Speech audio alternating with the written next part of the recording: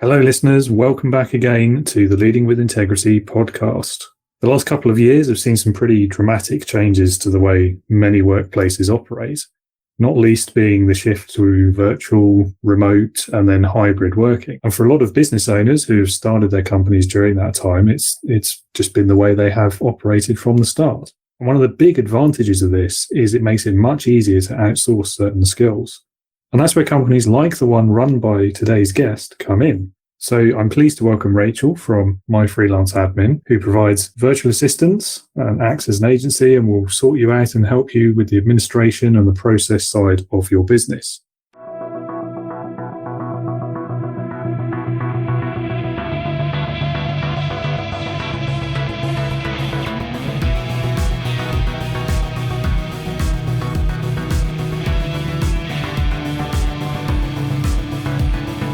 Welcome to the Leading with Integrity podcast. Leadership talk for the modern manager. With your host, David Hatch. Thank you very much for joining me, Rachael, on this almost sunny morning in the southeast of the UK. Lovely place to start, I think, is if I give you a chance to introduce yourself and talk a bit about your career background and how you've ended up starting your business, what led you to that, and what you're doing today. Sure. Cool. So hello, I'm Rachael and I run My Freelance Admin. We are a collective of virtual assistants offering admin support to businesses. To go into my background, I'm going to go way back. So I actually started as a singer and events manager. So I did my degree in music. And coming out of that, I was very lucky to just start working with a company doing lots of gigs and performing regularly. And I also worked in the events office for events company. And I also worked as a singing teacher. So my whole sort of week's work was really varied. It was events mixed with teaching and performing myself as well. Alongside all that, which I did for about 10 years, I was also trying to launch myself as a songwriter, as an artist.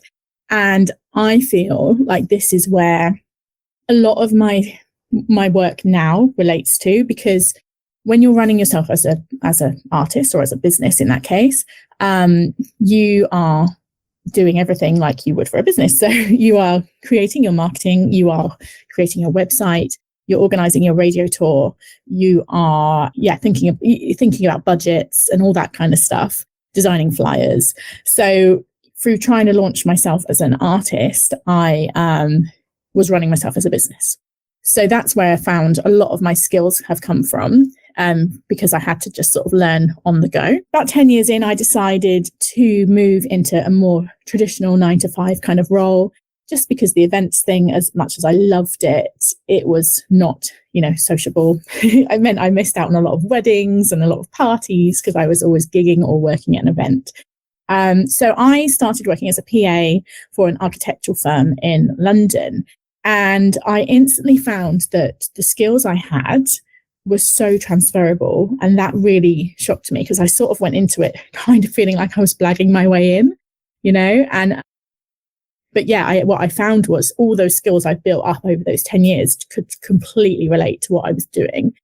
I also found that I had like a really different mindset to most people in the business, because my mindset that so far had been, if I didn't know how to do something, I would learn, which is totally the virtual assistant mindset. So I found that, things like the printer broke, for example, I would fix it rather than think about, who I'm going to call, the IT guy or whatever. The IT guy would be the second step, but the first step would be, can I fix this?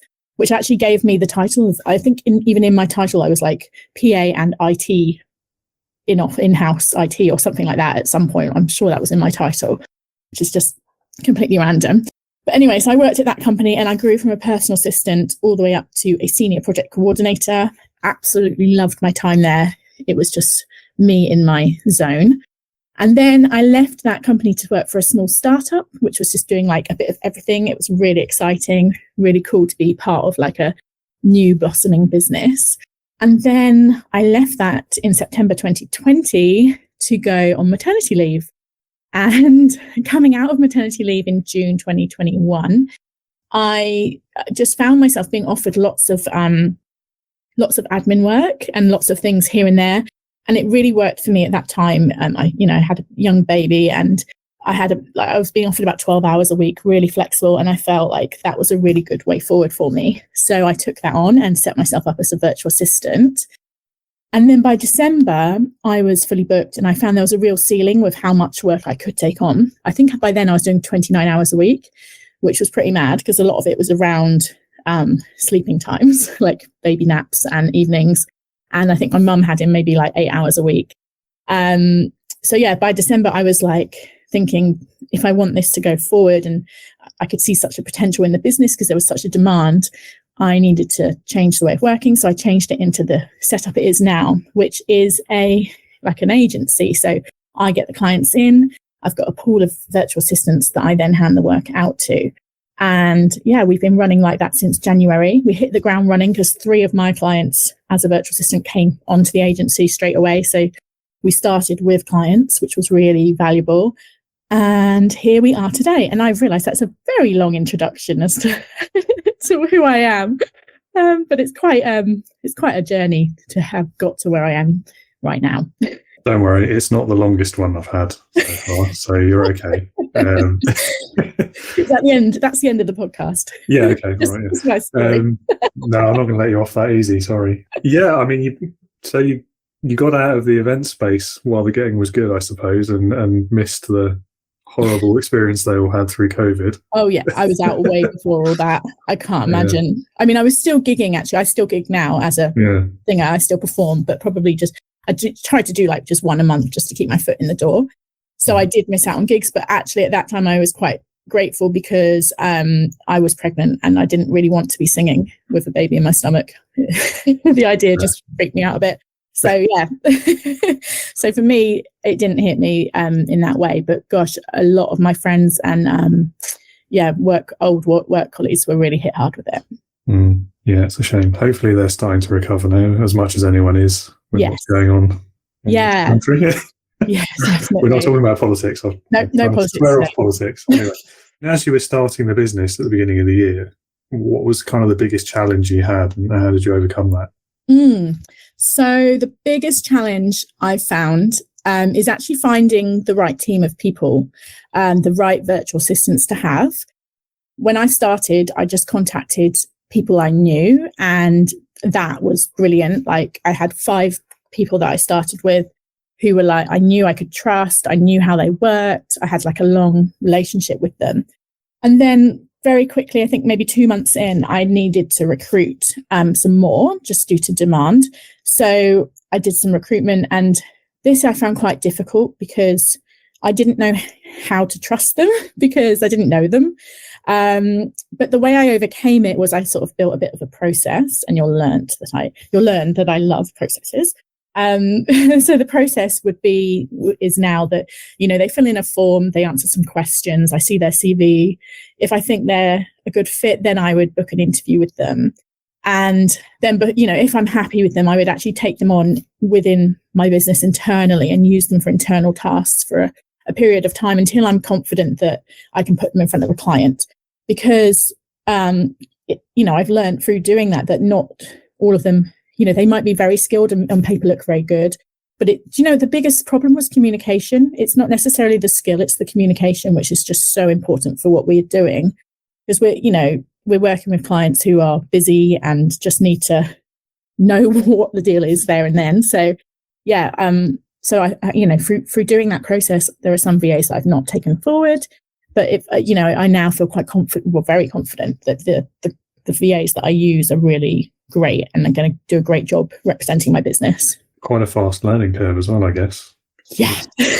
Where are we? October, so 10 months. Yeah, I did another round of recruitment in August as well. So by then I was like, right, I know what I'm doing now. Like, I've got this process and and now I've got a really good core group of VAs that I use, and I've got lots more sort of in the pool that I can look at using if I need to. But I like to be able to trust people and just know they're going to do the kind of level of job that I would do. I think that's what I found as well, which is often what clients say to me. They're like, I want to get a virtual assistant involved, but will they do as good a job as me? And not me, as in them. And it's totally true. You need to be able to be confident in their capability. Yeah, it's a very difficult speed bump to get over, isn't it? Kind of that first hire, the first releasing of control when you've always been doing something yourself. What part of that journey then are you most proud of? And is it the process or is there something else? I hope there's something else, but I'll leave you to answer. Do you know what? This is going to sound a bit crazy, but I'm actually most proud of just doing it, just actually doing the business, because I'm going to be honest with you, I totally underestimated it. My thought a year ago was, I'll just turn it into an agency like that, and it was like, oh, it's like £12 on Company's House to register a limited company. That will be fine. I completely underestimated what it would mean to run a business.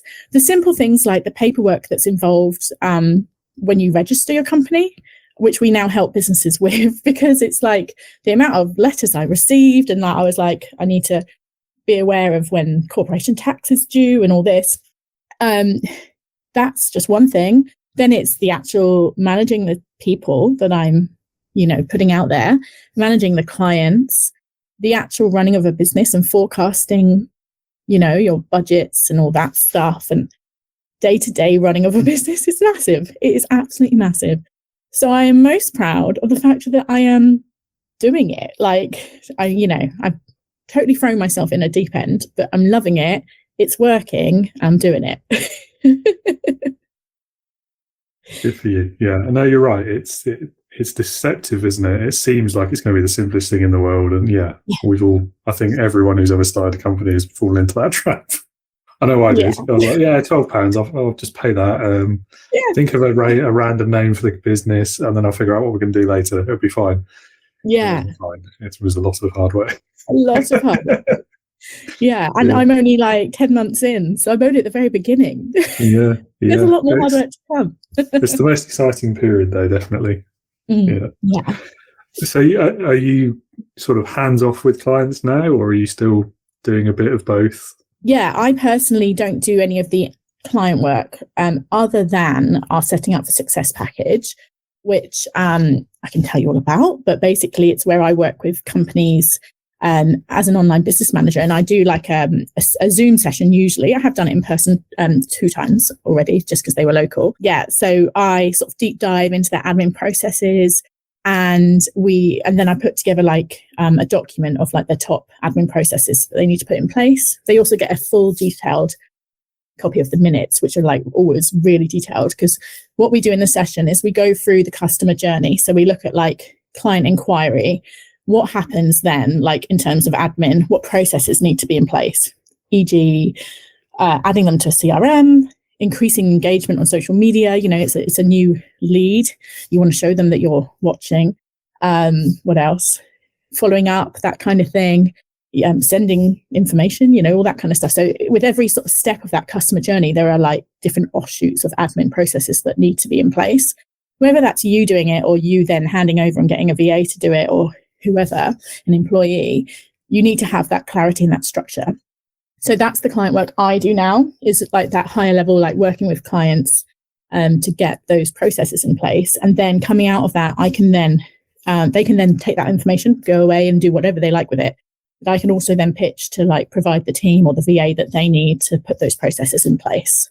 Okay, perfect. So you're getting the best of both worlds, really.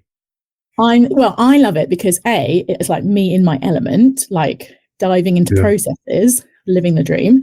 And then B, it's really helpful from my company point of view, because it means I get a really good insight into that business, and I get to really understand who they are and what they need, most importantly.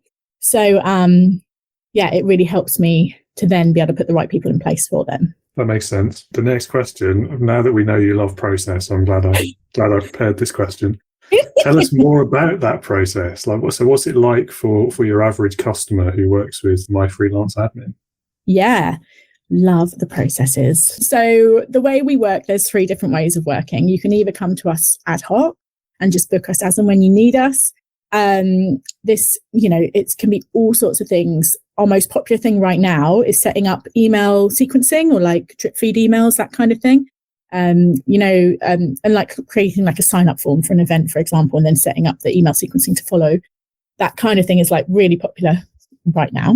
But our ad hoc work can be anything from that kind of thing to research, a bit of outreach, editing a database, setting up your CRM.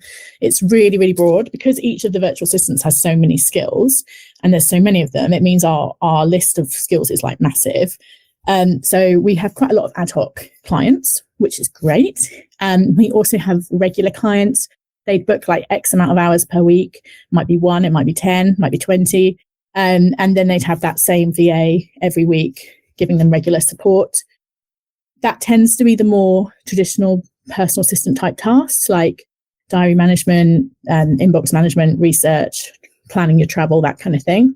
But again, each VA is so skilled that in different areas, it could be anything. And then what else? Our packages. So then, like the one I mentioned already, the Setting Up for Success package is our main package. And that's actually the main way people now come into the business is they do that package with me. And then, like I said, I get that really good insight into how they work and what they need.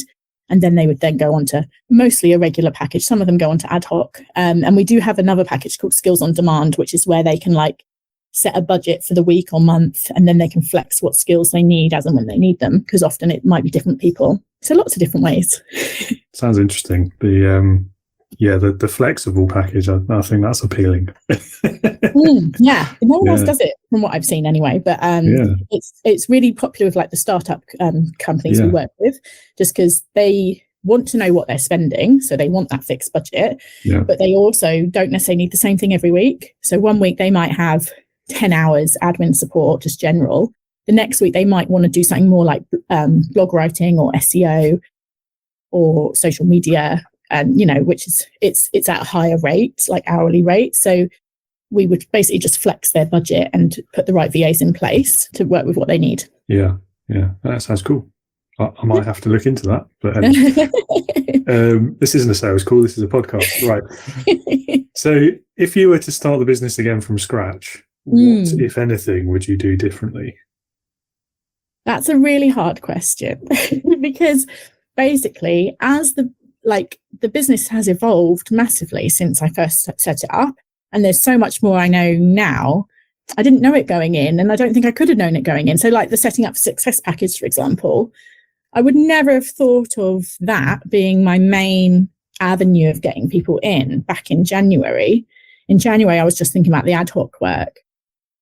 And could I have gone straight in with that? I don't know. But I don't know. It's a hard question to answer. But I was thinking if I was to start from scratch, maybe I think I would set more, I'd concentrate more on like financial goals. And it's something I'm quite into at the moment. It's like setting budgets and stuff for my company. So each month I review what I've made that month, and then I look at setting the budget for the next month. I wish I could have had those boundaries and those goals back in January, and then started from that positive structure. So I haven't answered that very well, but that's my answer, the financial bit. You've answered it honestly. That's the main thing. It's really hard because I didn't know what it was going to be. I thought I knew what it was going to be back in January, but it's completely evolved as time's gone on, which I think is the same for every business. It's never exactly what you think it's going to be, is it? So it's all very positive, but it's just, I couldn't have preempted this. Indeed. Yeah. But I do love a goal, and I love a to-do list, and I love ticking off the to-do list, ticking off the goal, like, made it. I must say, I do have a weekly to-do list on my whiteboard, and it's very satisfying at the end of the week and rubbing off all the stuff you've done or not done. Well, we'll just conveniently ignore those.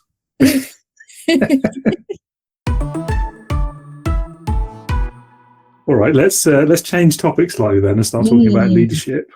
What are the biggest leadership and management lessons that you've taken from all of your career and your business experience and the places you've worked so far? So I think what I have learned from watching other leaders and hearing about other leaders and managers, what I've learned is that their role is really, really important.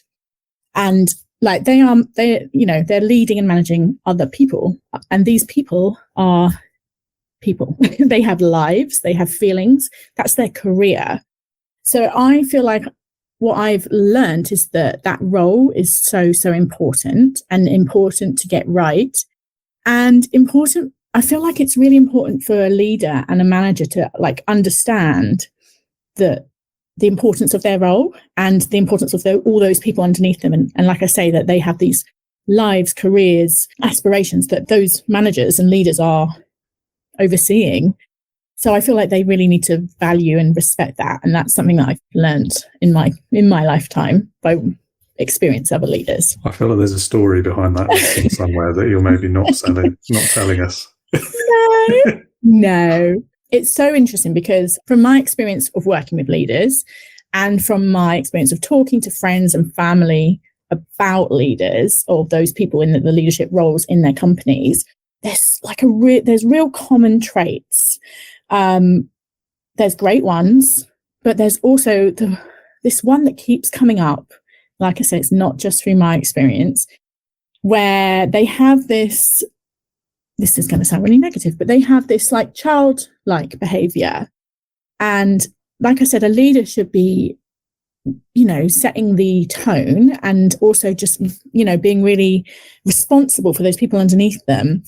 Whereas what I have seen in my experience is more of a childlike behavior. So, you might suggest something as an employee and it kind of gets treated like you're in the playground, and it's like, no, and just throwing their toys out the pram, that kind of thing. And I've just noticed that as a common trait.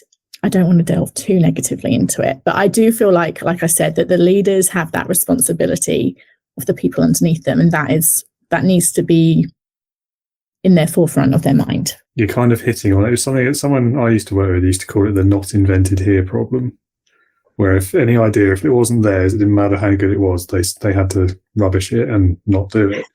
And it was funny and massively ironic that he kept saying that, because he was just as bad at doing it as everyone else that he was complaining about. But anyway, I think, there's kind of the leader's responsibility among many, many other things. I think you're right. It's setting the tone, it's being calm, it's recognizing good ideas and acting on them. Yes. And I think most importantly, which you're touching on, is valuing the people. Yes. I mean, any leader can get these big sort of ideas of delusions, maybe, of grandeur and this whole ego around them.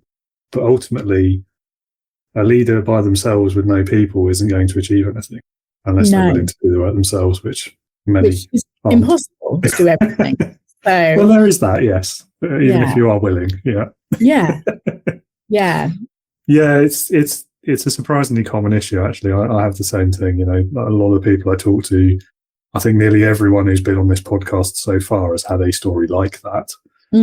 Everyone I've spoken to in a professional capacity has. Nearly everyone in my family and friends has. And that's kind of why I'm doing what I'm doing, because it shouldn't be that difficult. No, it shouldn't. No. And I do feel like people really need people like you. They need that person looking from the outside in, and they really need that kind of support and that kind of guidance, because it's so it's so easy just to get stuck in. Actually, we're talking about this week, funnily enough, on my social media, but it's so easy to get stuck in your habits and just the way you're very stuck on, like, this is who I am, this is what I do. It's so easy to get stuck there when you should be continually evolving and continually striving for like your better self. So that's why people like what you do is so important. I didn't pay her to say that, everyone, just to be clear. I'll take my £5 afterwards. £5? Oh, bargain. Brilliant. Yeah, okay. I'm cheap. Well, in that case, can you do it 3 more times? No. All right, well, let's steer it away from the slightly negative angle then, and let's talk about leaders who you've seen getting things right. Like, what do they get right the most? What's the best thing you've seen a leader do? I feel like I'm just repeating myself, but it's when they are really aware of what their team can do and really using them to their full potential, really nourishing those team members, the leader. Because the way, just to clarify, the companies I work with or have worked with in my life are all relatively small. I mean, the biggest is probably about 35 people. It's not big corporates. So I'm talking on a small and medium business size. So, the leader is generally the person who's also the company founder or driving the company. So I feel like the leader, what I've seen them do right is drive that company to what it, the direction it should be going in. But it's taking the team with them, that's quite very valuable and really important. So yeah, does that answer the question? Yeah, close enough. Yeah, close enough. With what you do, I'm going to assume you're a pretty expert when it comes to kind of virtual and remote teams and management. What do you think are some of the perhaps unique leadership challenges involved in leading people remotely? Yes, good question. It's the trust, isn't it? I once worked with a company where, this was years and years ago, there was a snow day. This was way before working at home, time, but there was a snow day and we all had to work from home, and they just kept calling meetings throughout the day to check that we were working. And it was just like, I found I worked in that scenario, I worked harder from home than I did in the office because there were less distractions. And also I kind of wanted to prove that I could work from home because I wanted it to be a thing. But yeah, I feel like the trust is, the biggest issue. Most people want to have that flexibility of working from home, and I don't think that they'd take the mick. I think they do a good job. And I think that people tend to work, like I say, harder when they're like in their element, in their comfortable surroundings with their coffee from their coffee machine, and I think there just needs to be that trust there, aside from all the tech, but it's mainly about trust. Yeah, spot on, I think. Absolutely. It's funny. You kind of think about some of these remote, also love a good snow day, by the way. But anyway, hate snow, but love a snow day. Weird. Yeah. Anyway. Yeah, I mean, trust is so important generally. And I think the thing that I always come back to is it kind of doesn't matter where the person is working. If you trust them, you do. And you'll trust them to do that work and get the job done. If you don't trust them, it doesn't matter if they're in the office or working from home. They're equally likely to take the piss, frankly. Yeah. So, from a leader's point of view, like if you don't trust that person to do the job, then why are you still employing them? Why are you not doing something to address that? To address it, yeah. Totally. Or both, maybe one is the other, I don't know. Yeah, address it with that person or address it within yourself. Haha, there we go. Yeah, definitely. So, is it your issue with trust or is it their issue? Is it their issue that you can't trust them? Yeah, I think it comes down to the number of people you don't trust. If it's everyone, then it's probably your issue. But yes. And as for working harder, I think, I don't know, I did the same. When I was in an office-based role, if we had a work from home day, I worked harder because, exactly the same situation, because you feel like you're being judged more because they can't see you. Therefore, you've got to work harder to prove you're not taking the mick. It's strange, isn't it? Yeah. It's really weird. They really can't see you. No, it's really, well... you need to deliver, don't you? No, they can, of course, with all these horrible monitoring and surveillance softwares that certain employers are using, but that's kind of terrifying. Yeah. But then ever since I've started being full-time work from home for myself, I'm probably working about as hard as I ever did in the office, but I'm so much more productive now. I get so much more done, and it's just a totally different world. Like, there's no comparison, really. No, that's just me. I kind of always hated the noise of the office, if I'm honest, so I'm probably biased. What would the best piece of advice you could offer be to a first-time company founder or to someone who's thinking about starting their own business? Yeah, I think I've touched on it a bit already, but it's to get that support and the advice that you need.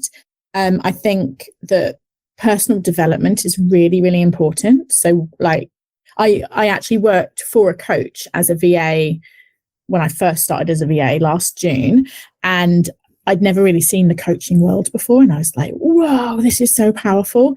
Like, what that coach got out of people was so impressive. And now I have a business coach, which I probably would never have even considered before. But it's so valuable having that person, like I said, the outside looking in. So it's to get the support where you need it, whether it's coaches doing personal development stuff, or support from people like myself, my company, The main thing to just know is that you don't have to do it all. Obviously, if you're just starting, you can't just throw all your money at getting someone else to do it. So but it should definitely be built into your pipeline of, there will be points in that first few months where there'll be things that you don't necessarily, it's not valuable for you to do. So you should look at how you can get someone else to help with that. But yeah, you don't have to do everything. You are not the VA of your company. You are the company director of your company, or whatever you want to call yourself, the founder of your company. So that's the advice I would give, just to get your support where you need it. Yeah, very good advice. Definitely. Again, advice I haven't followed myself, sadly, but there we go. I don't know. I'm torn, because I think I kind of enjoy doing it myself a lot of the time. And I know it's not always the best use of my time, but sometimes just doing that sort of, not menial, but the kind of the boring, in inverted commas, tasks, it can be therapeutic. It can give your brain a rest. And then you feel like you've achieved something at the end as well. I do agree with that. But do you know what? When I started this business in January, I sort of went with the kind of theme of my business, in that I outsourced a lot, and it was so freeing. And it meant that things like my website, for example, I got one of the VAs to build, and she did all the branding, right? I would never have come up with those colors for my branding. Like, it's like yellow and pink. I would never have chosen that. I don't know what I would have gone for, but it would never have looked like that. My social media is run by one of my awesome VAs, and I would never be able to do what she does. And actually, every now and again, I try and do like a little story. Like when I go live, I then put it into a story, and I always mess it up. Like yesterday, I had to be like, can you fix it, please? Because it's not at all in keeping with our grid. Like the image I've put on it, it just doesn't work. And she had to delete it and redo it, basically. But yeah, basically what I'm saying is, I could have easily have sat there and done every single element of my business and loved it and done it well, But by releasing it to someone else, A, it's brought like a whole different element to the business, like which I would never have done. B, it's given me time to like think about the bits I should be thinking about, like the direction of the business, the overseeing of it, it's given me so much headspace. And yeah, so I would highly advise it. And it's very addictive as well. Once you start handing over tasks, you're like, hand over that and that and that. It's quite satisfying. Good. So you're feeding addictions. Good to know. Yes. Very healthy business. Yeah, it does remind me, from a leadership point of view, though, there's this debate, isn't there, about whether you need to understand everything that everyone in your team is doing, whether you need to have done it yourself. And I can't remember what it was from. Is it probably a film? But anyway, there's a thing about go and do every job yourself at least once. So you at least have a passing idea of whether you can do it or not. I can understand that. Yeah. And actually, one of the things about my setting up for success package, and not that I'm trying to sell it left, right, and centre, but one of the things I talk about is that during that package, because we go through every process in so much detail, you then have a really clear understanding of like what is going on in your business. So you can hand it over. You've designed that process with me, but like you've designed it. So that assuming that process is followed to the T, that's done, taken care of, but it's still you, so yeah, you can still have that insight into your business, but you just don't have to do everything yourself.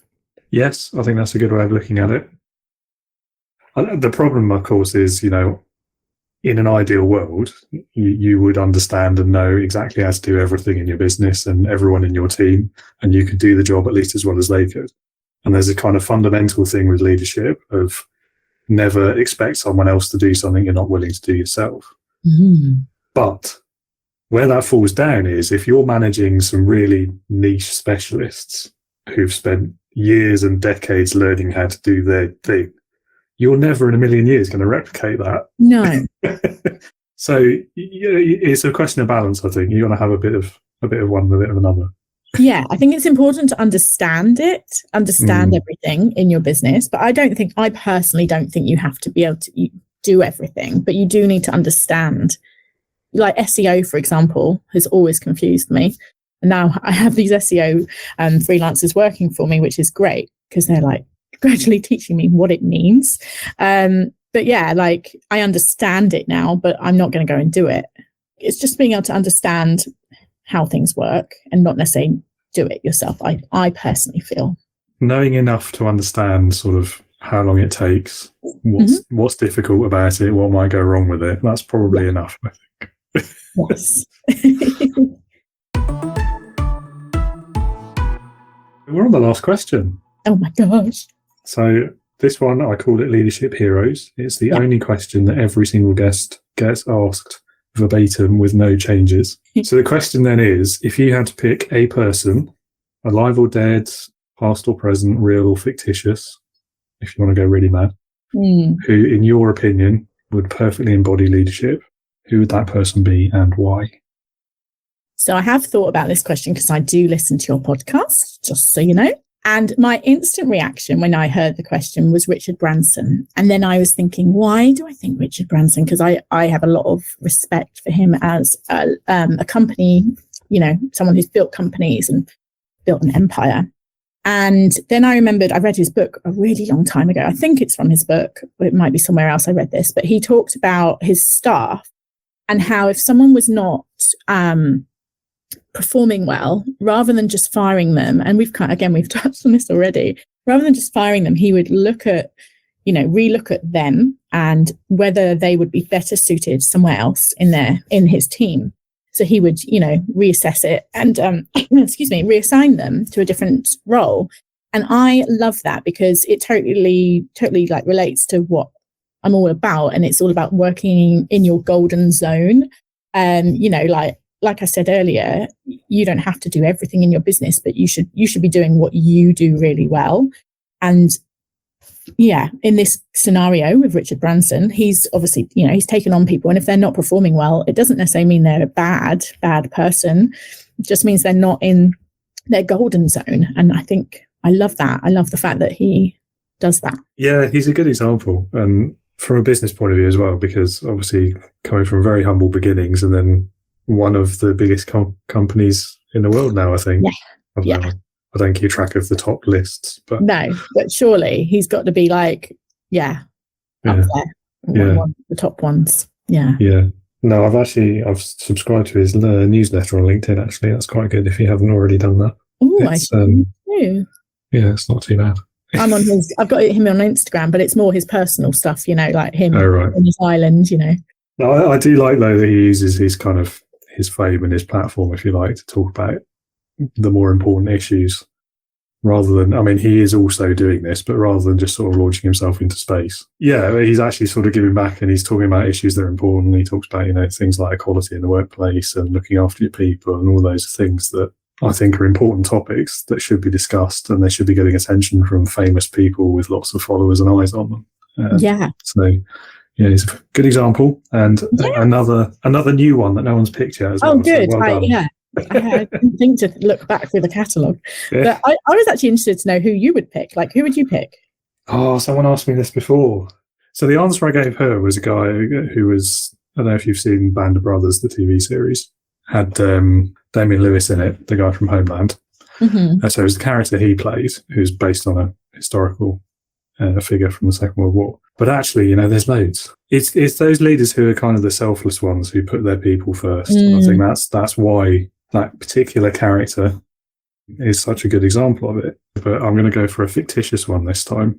I've decided if every time I get asked this question, I'm going to change my answer. Yeah. So the fictitious one would be a character from Battlestar Galactica. I'm showing my sci-fi credentials here. And that was the commander, later Admiral Adama. And I choose him because a lot of what he did throughout that series was by no means good leadership, let alone perfect. But I think he always had his people central in his mind. He always had his goal central in his mind, which for him was the survival of humanity. So a pretty lofty goal. And even though he, occasionally drank heavily and lost his temper, none of those things are good. And certainly they show that humans are imperfect, and ultimately there is no perfect leader. But even through all of those flaws that he had, he still managed to get them to the end goal. No spoilers, in case anyone's not seen it from 15 years ago. Awkward. And they did ultimately survive. Yeah. Anyway, there is a massive spoiler there. Sorry, guys. Oh. Bad luck. So yeah, it was the fact that everything he did, even when he kind of started losing the plot, he was still trying to preserve his people. He was still setting an example of one sort or another. Interesting. That's a really good answer, actually. Yeah, I think what it comes down to is succeeding in spite of his flaws. Yeah. Because I think it's too easy to use the flaws as an excuse not to even try sometimes. Yeah, definitely. There we go. So that wasn't even a prepared answer. It was beautiful. Beautifully done. I'm not sure it was. It'd be nice if he was a real guy, wouldn't it? But never mind. Next time. Great. Well, I think we're at the end. Awesome. Wow. That was fun. I really enjoyed that. Thank you. So there's only one thing left, which I give everyone the opportunity to do at the end, which is to plug their business. So if you do have a particular service, which you may have already mentioned several times, and maybe point people towards the website or newsletter or all of the above.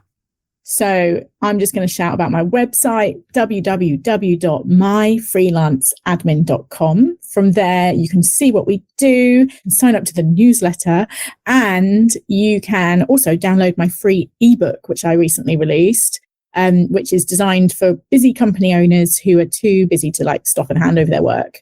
It's called 3 Steps on How to Hand Over Your Work. And it's basically takes you through an exercise to help you understand what tasks you can hand over and how to do it. So yeah, if you head to the website, you can see all of that, and you can link to all our social medias from there too. Great. Well, thank you again so much for taking the time, Rachel. Really appreciate it. And it's been great to have you on the podcast. Thank you so much. I'm very excited to be here. So thank you. Oh, it's over now. Sorry. I'm very excited to have been here. There we go. Hooray. Awesome. Well,